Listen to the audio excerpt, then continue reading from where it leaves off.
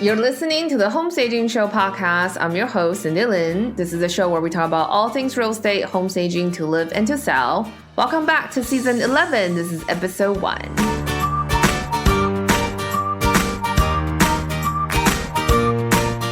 Hi guys, it's Cindy. I'm so happy to bring back another episode, or actually another season of the Home Staging Show. So thank you so much for your support for the past few years. And welcome to season 11. So basically, this season of the podcast is going to be a little bit different. I'm actually going to do a bunch of live streams because last October, when we were opening up enrollment for Six Figure Floor Plan, I asked for questions, like what questions do people have about marketing their home staging business or running their home staging business in general, or any questions about home staging in general. So I've got about 60 questions in our queue. And so what that means is originally I thought, it would be nice if I just do like a weekly mini episode to answer each of these questions. But because we got like 65 questions now in the entire queue, so that means if you ask a question now, I actually won't be able to get it to you until like a year later. So I think what we're going to do for this season of podcast is that I'm just going to knock out all the questions that are submitted. And if you still want to submit questions, feel free. You can go to our blog. So go to stageformore.com/blog. And if you click on any blog post on the sidebar on the right side, you can see there's a little question there. A little form that you can fill out to ask your question and get them answered live on either Instagram or on Facebook. If you haven't followed us yet, because I have to do these kind of squeeze in like whenever I have time. So I don't really have a set schedule when I'm going to go live because it depends on when I have, these little spaces in my schedule. So the best way to follow me is to make sure you follow us on Facebook or on Instagram. So it's really easy. Just go to Stage for More, like Instagram.com/Stage for More, STAGED4MORE, or go to Facebook.com/Stage for More, and then you can follow me there. And when I am about to go live, the platform will actually notify you. Yeah. So let's dive in on the first question. And if you're live right now, whether you're on Facebook or on Instagram, if you have any questions, just feel free to type in the chat box. And I will answer them live as much as I can. All right, so let's kick off our first mini episode. I know if it's kind of awkward if you're watching me. I'm still trying to figure out what's the best way to go live on both platforms. But right now I'm just super low tech. One is on my laptop, and I have a little like selfie stick tripod thing that props my cell phone up. So yeah. Anyway, so the first question I have in the queue, it says, I'm in the process of setting up a home staging interior advice service locally, and I'm feeling a little bit overwhelmed with information and where to start.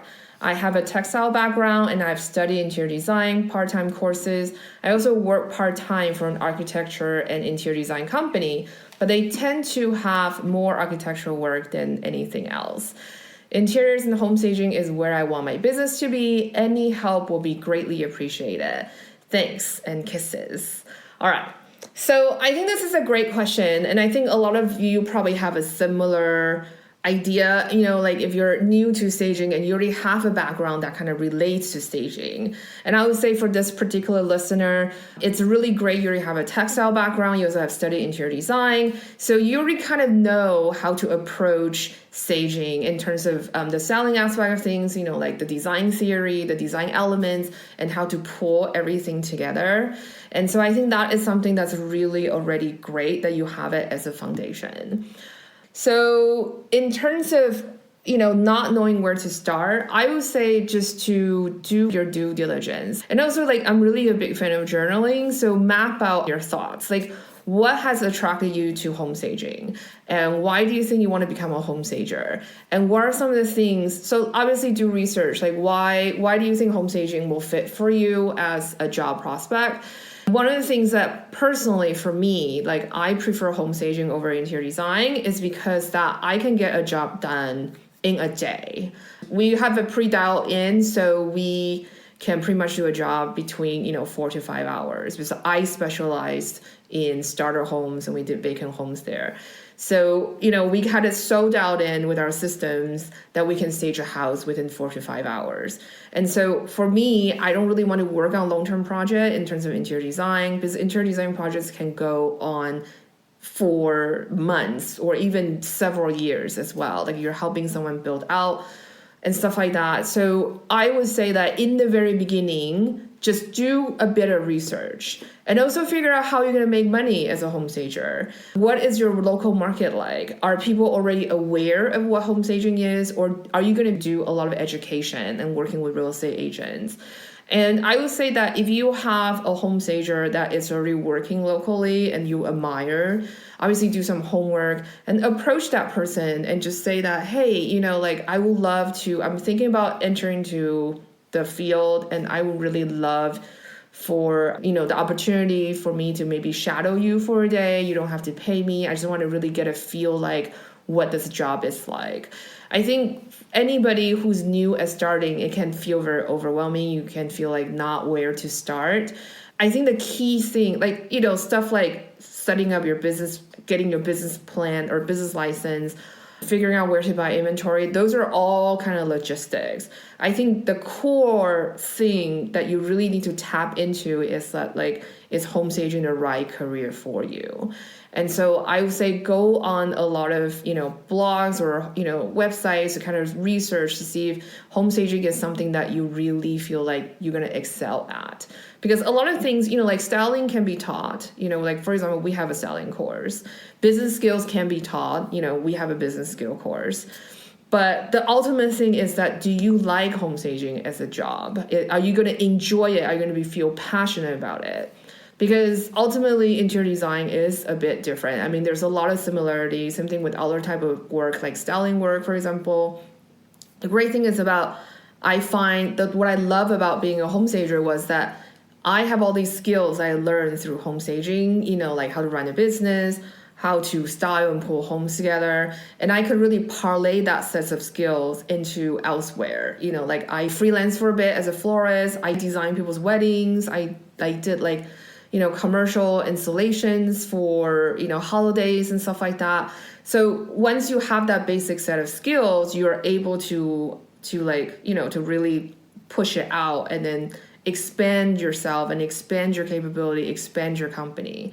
But the thing is, if you ultimately do not love home staging, then that's all kind of a moot point, right? Because there's no point of having a business that you don't enjoy. So my biggest advice for you is kind of just really sit down and then reflect, why do you want to be a home stager and why home staging? A lot of times people email me and they say they want to do something creative, but that can be a lot of different things. Knitting can be very creative, scrapbooking, that can be creative as well, painting, but why particularly home staging attracts you, right? So I think that's something really important for you to look at. Once you feel that home staging is it for you, this is the right career for you, I think it's really important then kind of figure out, then we can talk about logistics, right? So what does your business going to look like? How many employees do you want to have? Do you want to do vacant staging or redesign staging? So those are kind of things that you can then start researching and figuring out. And also what are some, what you envision your dream business, what does it really look like for you kind of thing? Because those kind of logistics are much easier to figure out. So that's what I will say, my biggest advice for you. The other thing too is I highly recommend you to write a business plan. I know business plans sound super boring and it sounds like, why do I want to do this? It doesn't sound creative at all. And I was the same way. I had a strong resistance of writing a business plan. I had to do it when I was in college. I had to do it when I had this entrepreneurship class, and I kind of basically just BS and pull it all together and kind of just turn it in to check out for the grade. But then when I started my really intensive photography training and I was made to write a business plan. And at first I really complained about it. I was like, no, I don't want to write a business plan. I want to shoot photographs. But then actually I realized it's actually a really good tool, because having had my staging business 12 years now we're at school. Looking back, now writing that business plan really is a great tool, because it really gives you a bird's eye view in terms of where your opportunities are, where some of the dangers maybe like upcoming challenges may be, and then also where are your strengths and weaknesses. And also, how are you going to push yourself? How do you market? How do you attract clients? How do you work with vendors and all this stuff? You really think about all these things within the business plan. And if you never write one before, not to worry. We actually have one like on our site that you can download for free. So if you come on our website, there's usually a pop-up that says if you want to get access to our library, or it's in the bottom of our website. You can actually click to get access to our resource library, and it's completely free. And I also put a link to a blog post with that where you can sign up for the business plan as well. So you can just like tap into that. And it's a super simple business plan. You just basically fill out forms because I already have questions, basically prompts that help you. And then there's instructions on how to write business plan as well. So if you're starting out a new business, even if it's not a home staging business, it's still a really great tool for you to really see what are some of the opportunities are there and what are some of the challenges you have. And also what are some of the strengths that you can really tap into. Because ultimately, I think one of the things when we talk about marketing is that we really need to find a differentiation, because everybody can stage, right? Like you're competing with all these other stagers in your market. That's like, that's to clients who don't know you or the other stager, to them, you're just like one of the many stagers. You all look the same to them. So then when they get the proposals back, they're looking at a different proposal. For them, you all the same. So then the only way they can differentiate and then hire is based on pricing. So that's not great, right? So what you really want to do is kind of figure out where your strengths are and where you can really tap into, and then make that into your like sweet spot, like make that into your differentiation point. For me, it's really important to really figure out like where are some of the areas that you can tap into. So also then when you're doing the marketing, you're not working as hard as well. So those are some of the strategies I would say when you're first starting out. Yeah. So that's the end of our first question. And it's our first live streams of 2020. Yay! So I know this is super new format. It's just something that I'm playing with around this season of the podcast. Next season 12 and 13, it's going to go back to the regular interview format. But I think for this season, it would be just really great to knock out all these 60 plus questions. I mean, there are some overlaps I can already see, but I think it's really good that we can just get everyone's questions answered. And so we can start fresh and then move on with the mini episodes. All right. Bye, guys. Have a wonderful day. It's great to see you. Bye. So that's it for today's show. Thank you so much for listening. If you want to help and support the show, there are 3 ways to do so. You can leave a review and rating on iTunes.